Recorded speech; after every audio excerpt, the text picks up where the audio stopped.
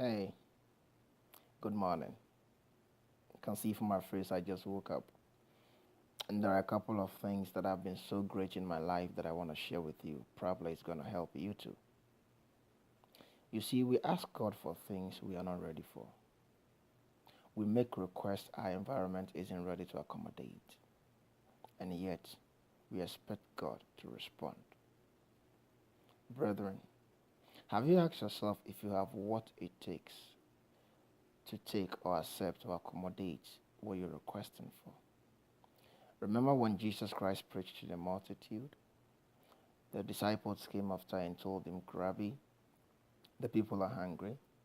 He didn't turn stone into bread, even though he had the power to do that. He was God.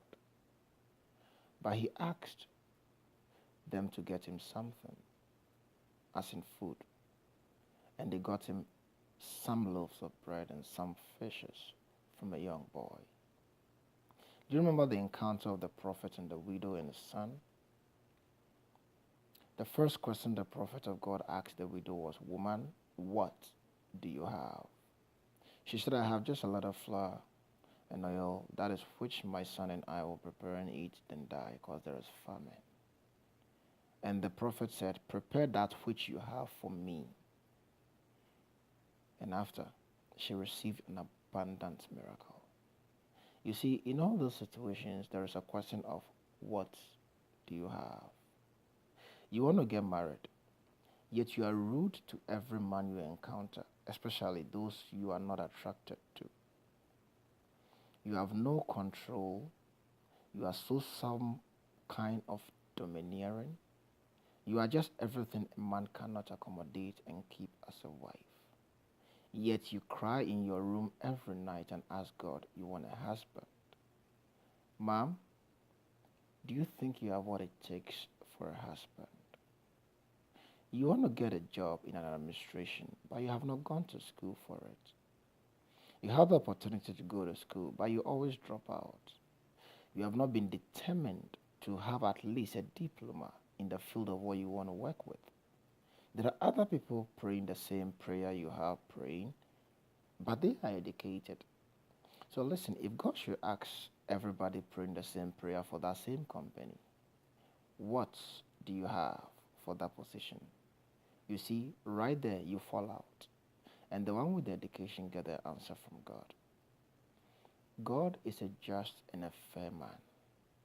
If you want anything, put your environment together. You want a child, yet you are mean to every child around. You don't have a close relationship with children. In fact, you hate to hear the cry of a baby. Don't you think if you have a special relationship with kids in the church, children's department, children of your friends, your family, where you live, have an extraordinary love, commitment towards these children, don't you think it could have an effect positively on your request that you really want a child and you're ready to have that? What do you have for the child you are asking for? Brother, you want a job. You've been working as a tailor, thank God. But that job came as a result of some few months course you did, not even a diploma. And miraculously, God gave it to you. He gave you that opportunity so you can expand yourself, study hard, and then grow in that field. Now you became content in that, and you have not done anything academically to secure that position or grow in it. You've been in that same position for 9 years now. Everybody in that company have been able to do something to grow and left you. You're still there. Yet you pray you want to be the manager of TD Bank. So let me ask you a question. You don't even have a diploma.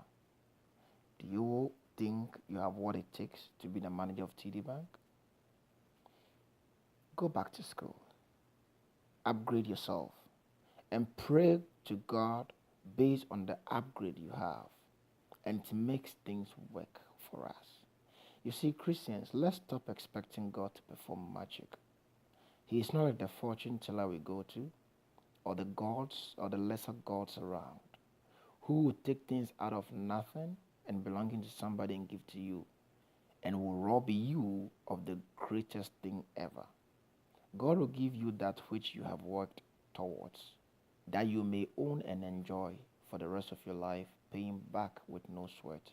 That is what he meant by his blessings maketh one rich, adding no sorrow. Please, think about it. I have personally been praying for something extremely wonderful in my household.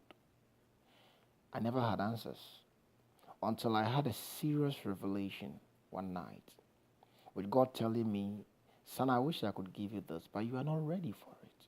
You have not prepared your environment for it. I woke up in tears. I did what I saw in that revelation. And believe me, in few days after I put my environment together, making my environment and myself ready for the answers to the prayer I have been praying, I had the answer in less than 2 weeks. So you see, all this time I wasn't having the answers wasn't because God wasn't listening. It was because I wasn't ready for what I was asking for. So let me ask you, do you have what it takes to accommodate the answer to your prayer request? Brethren, what do you have? You've woken up this morning, you're about to step out to work for the day, whatever you're going out there to do. God bless your day. May he bless you going out and your coming in. But please remember one thing. You got to do something for yourself. You got to take a step. You've got to make an effort. Prepare your environment for God to be able to, through that, answer some prayers. Have some loaves of bread so God could multiply it. Get some oil so God could multiply that. Don't bring God nothing. You remember even his first miracle? He asked them, get a barrel, get a water. Then he turned that which they got into wine. So you see what? Get something. And on that, God would increase you. I love you. I believe this that I have shared will bless your life. Take one step and go back to God in prayer after. And believe you me, share your thoughts, share your testimony, and let people learn from what God is doing so they can also take those steps. I love you so much. My name is Richgold, Odishie Kwaku.